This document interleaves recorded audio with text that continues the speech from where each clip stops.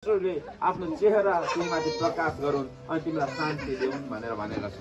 सानो नानी र वृद्ध मान्छेलाई एउटा कुरा चाहिन्छ, शान्तिको आत्मा। कोही बेला रातभरि निद्रा लाग्दैन, छटपटी हुन्छ, सुत्नु मन हुँदैन।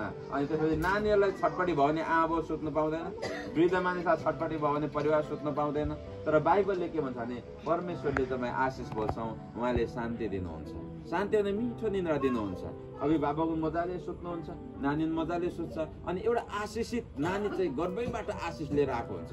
उनीहरू एकदमै हेर्दा पनि कस्तो हुन्छ भने आशिष बोकेर आएको जस्तो शान्ति महसुस हुन्छ हामी आफैलाई पनि। अनि आज हामी डुनामिसलाई प्रार्थना गरिदिन्छौँ कि परमेश्वरले आशिष दिनुभएको होस्। यही आशिषमा सुरक्षा हुन्छ, यही आशिषमा समृद्धि हुन्छ। आँखाले पुग्दैन त्यहाँसम्म, तर परमेश्वरको आँखा चाहिँ संसारभरि पुग्छ। अनि आज हामी आशिष बोलिदिँदा यो कुरालाई घोषणा गर्छौँ, आमा बुवाको आँखा पछाडि पनि परमेश्वरले सबै कुरामा सहायता गर्नुभएको छ छोरीको लागि। अनि यतिखेर हामी सबै मिलेर पहिला हाम्रो डुनामिसको लागि हामी प्रार्थना गरिदिन्छौँ। अगाडि आशिष बोलिदिनुको लागि बाजे पनि आउनुहोस्, बजुहरू दुवैजना आउनुहोस्। अनि हामी आशिषलाई बोलिदिनेछ। आउनुहोस् न लु। प्रभु, हामी तपाईँलाई धन्यवाद दिन्छौँ। आज सुन्दर साँझमा डुनामिसको लागि यहाँ हामी यतिका साक्षीहरू उभिँदैछौँ। यो छोरी आशिषको छोरी हो, यो छोरी आशाको छोरी हो। यो छोरीले जीवन अनि बोकेर यस परिवारमा आएको छ। अनि हामी यतिखेर प्रार्थना गर्छौँ, डुनामिसलाई शान्ति बोल्छौँ, डुनामिसलाई आशिष बोल्छौँ। प्रभु, तपाईँको चेहरा डुनामिसमाथि प्रकाश पार्नुभएको, तपाईँको चेहरा नानीको जीवनमा तपाईँले दिनुभएको।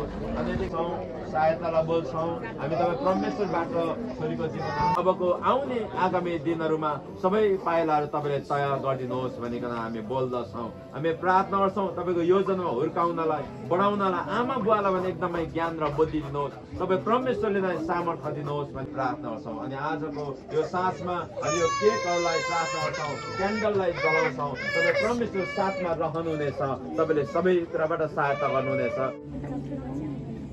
दोना हाँसिदेऊ लाइटर रेडी गर्नु मर्छ फेरि के होला। Happy birthday to you. Happy birthday to you. Happy birthday to you. Hey, bye bye bye. Happy birthday to you. Bye bye.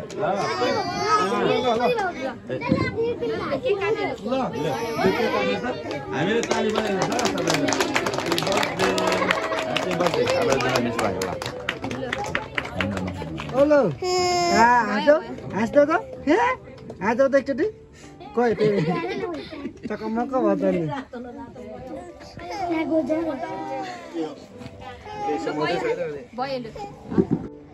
बहुमूल्य समय छुटाएर आउनुभएको छ। हामी परिवार एकदमै धन्यवाद छौँ। तपाईँहरूको उपस्थितिले गर्दा अझै आशिषमय बनाउनु भएको छ हाम्रो सङ्गतिलाई। अनि यसैको लागि सबैजनालाई धन्यवाद। हाम्रो छोरीको लागि आशिष बोलिदिन आइदिनु हो, त्यही ठुलो कुरो। हुन्छ, सबैजनालाई धन्यवाद।